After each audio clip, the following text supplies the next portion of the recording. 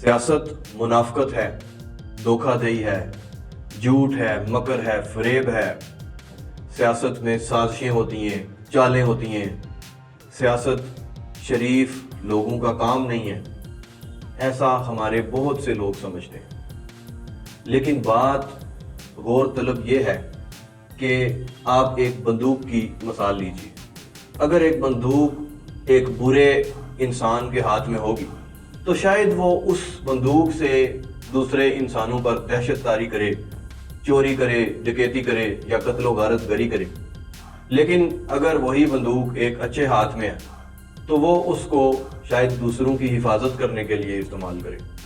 تو بات سمجھنے کی یہ ہے کہ اگر ہم سیاست منافقین اور دھوکے بازوں کے ہاتھ میں دے دیں گے تو انہوں نے سیاست کو غلط اور ناجائز مقاصد کے لیے ہی استعمال کرنا ہے۔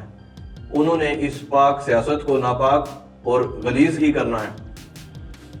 سیاست ایک وہ ہے جو بالائی طبقے کی سیاست ہے، جس میں مکر، فریب اور دھوکے بازی ہے، جس میں اقتدار کی ہوس اور لالچ ہے، جس میں سازشیں ہیں، جو آج کل ہمیں ہمارے ہاں بہت موقعوں پر دیکھنے کو ملتی ہے۔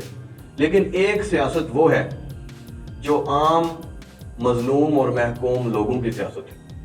وہ سیاست جو پسے ہوئے، دکھوں میں ڈوبے ہوئے، تکلیف زدہ انسانوں کو ان کے دکھوں سے نجات دلاتی ہے۔ وہ سیاست جو مارٹن لوتھر کنگ نے امریکہ میں کی۔ یعنی آپ اگر ہسٹری آف امریکہ کا مطالعہ کریں تو آپ دیکھتے ہیں کہ امریکہ میں جو بلیکس ہیں بہت زیادہ دکھوں اور سیگریگیشن کا شکار تھے۔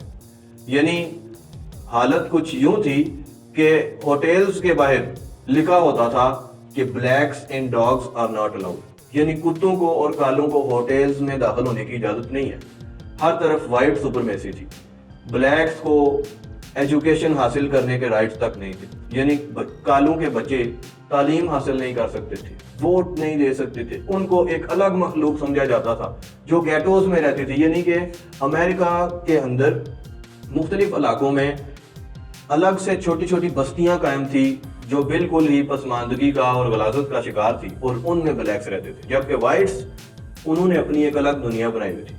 تو ایسے حالات میں مارٹن لوتھر کنگ اور اس کے ساتھیوں نے بلیکس کی آزادی کی، ان کے حقوق کی اسٹرگل کی، اور مارٹن لوتھر کنگ نے سول رائٹس موومنٹ بھی چلائی اور کالوں کو ووٹ تک کا حق دلایا۔ آج ہم دیکھتے ہیں کہ اب سے کچھ عرصہ پہلے وائٹ ہاؤس میں ایک فرسٹ بلیک پریزیڈنٹ تھا جس کا نام اوباما تھا۔ وہ در حقیقت مارٹن لوتھر کنگ جیسے عظیم انسانوں کی جدوجہد کا نتیجہ تھا۔ تو ایک وہ سیاست ہے جو مارٹن لوتھر کنگ نے کی، ایک وہ سیاست ہے جو نیلسن منڈیلا نے ساؤتھ افریقہ میں کی کہ اس نے 27 سال جیل میں گزارے۔ وہ وائٹ سپرمیسی اور ایون بلیک سپرمیسی کے خلاف تھا۔ وہ انسانیت کو انسانیت سمجھتا تھا، یہ سمجھتا تھا کہ کسی کالے کو کسی گورے پر کوئی فوقیت حاصل نہیں ہے۔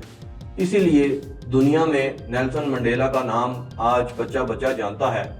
ایک وہ سیاست تھی جو امام خمینی نے ایران میں کی کہ ایران جو امریکی سامراجی استبداد کا شکار تھا، جہاں بادشاہت تھی، جہاں عام آدمی کا کوئی کردار نہیں تھا، وہاں کی سیاست میں اس کو انٹرفیئر کرنے کا حق حاصل نہیں تھا، وہ مظلوموں اور محکوموں جیسی زندگی گزار رہے تھے۔